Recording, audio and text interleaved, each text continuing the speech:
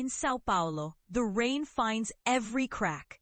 It seeps through the ceiling tiles in monolithic buildings and drips past glass into steel skeletons. That morning, the mist carried sideways through the Avenida Paulista Canyon, soaking my shoes as I hustled toward the editorial office. My boss, Brandão, was already waiting at the glass door. He shook his head, my name curling off his tongue in disappointed syllables. Well, if it isn't our poet reporter. Ready to make the headlines with another exposé about stray dogs? Inside, the lights hummed and the coffee was burnt. Laughter rippled from the news desk, a mean laughter. My story proposal lay in Brandão's hand. You want to investigate the city council's secret slum evictions? Write for The Guardian, not here, he said, waving the paper at me like a dirty rag. People want fluff, celebrity divorces, football scandals. Real news is for Americans. My cheeks burned. He threw the proposal in the trash can, loud enough for everyone to look. You don't listen, do you? Don't be ridiculous, Marcos. Nobody here cares about your crusades. My name sounded like an insult. I gathered my notes while coworkers smirked, led by Beatriz, who chewed gum and flicked through her nails. Even Rafael, who sometimes slipped me tips on City Hall whispers, avoided my eyes. The wall clock ticked. Rain drummed the window. Even so, I forced myself to stand straight, clutching my notebook. There was tenderness under the skin, a soft ache, but deep inside I felt steel. Brandão's hand clamped my shoulder. You'll never make it as a real journalist, boy. Not in São Paulo. Not with dreams like that. He said it quietly, but the words echoed. By noon, he'd reassigned me to reviews, movie blurbs, restaurant write-ups about overpriced salmon. Play it safe, stay small. I lasted another week before I quit. Packed my cubicle photos, battered Olympus recorder, my grandfather's fountain pen, and walked out beneath the hissing rain, feeling the world shrink to the sound of my footsteps. When I told my mother, she pressed her lips together. You want to write something important? Ali Paulo?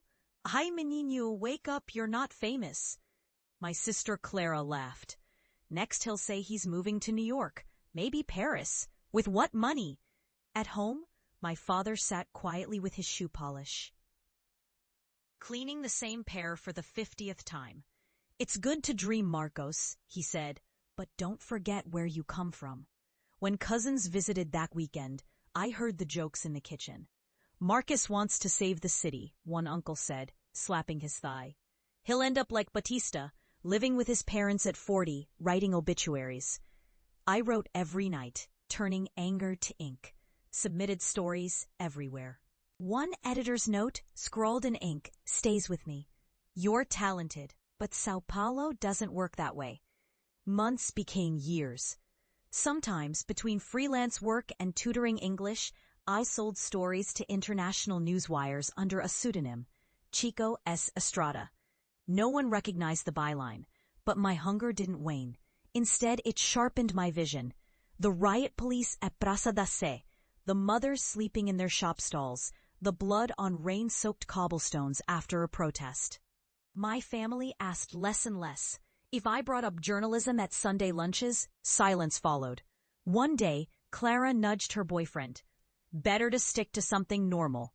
Banking, engineering, what's so special about news anyway?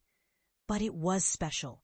The stolen files, the frightened interviewees smuggled into cafes after midnight, the truth trembling beneath every story. I gathered them piece by piece. Years blended, and one midnight changed everything. Through a contact, a janitor in a government office, I was handed a folder, hands trembling. Don't tell anyone where you got this, Marcos. They killed for less. Inside were records, backroom deals, hidden payments, plans to evict a favela for a shopping mall. That night, hail clattered against the corrugated roof of my parents' house. I hunched over my laptop, fingers numb with adrenaline. For days, I pieced the evidence together. When international editors saw the proof citations, files, recordings, they called direct. The byline was mine, for the first time in bold print. On the BBC World page, then Reuters, then everywhere. The fallout was instant. Protests crippled Avenida Faria Lima. Politicians resigned. The mayor called it slander, but the city couldn't ignore the tapes. Reporters crowded the municipal hall, quoting lines I'd written. Senator Valença, whose voice I had captured in that crackling phone call, was indicted. When the emails came for interviews, I could barely believe them. London, New York, Paris, sympathetic voices wanting my story. In São Paulo, friends I barely knew congratulated me on social media. But at home, silence for a week. Then, Clara sent a one-line text. "Did you really write that?" Our mother muttered about nosy reporters. My father, half proud and half worried, just nodded, as if this was dangerous territory. I felt untethered from the ground. Once, my dreams lived in night's hidden hours. Now they stalked the city daylight. I was no longer anonymous, but the disconnect unsettled me. When I passed the old newsroom, Brandão was still there, pacing in the window. The sight clawed at old scars. The stories brought new work. A BBC contract, speaking invitations, a book proposal. But I wanted to return, not as failure or prodigal son, but with the truth in my hands. So I planned my return. An investigative journalism conference in São Paulo. I was asked to give the keynote in the city that raised me, ridiculed me, pressed its weight against my chest. It would be at the Casa de Cultura, a grand building I'd passed as a child when my father took us on Sunday afternoons. As I prepared, I pictured faces. My mother's disbelief, Clara's smirk, Brandão's dismissive eyes. I felt the old sting, but it carried no venom now. There was only steel and softness, the paradox that kept me moving. A humid afternoon greeted me as I arrived at the casa. Art Deco glass glittered in the weak sun. The hall overflowed editors, students, activists in pressed shirts. I stood backstage as a technician fussed with my microphone. My book, Fragments of the Night City, was stacked at a table near the entrance. I caught my sister's profile in the audience. She glanced at the exit, uncomfortable. My mother clutched her purse like a talisman. My father, older and a little bent, had taken the end seat. 3 rows behind them, Brandão, a little grayer, slumped but unmistakable, arms crossed. I swallowed, wiped my palms, and waited for my cue. When the host announced my name, applause surprised me, a genuine wave that crashed over the old wounds. I stepped into the spotlight, heart thudding in my chest. "Good afternoon," I began, finding my voice steady and low. Once, not far from here, I was told not to bother trying, that nobody would ever care about stories like these.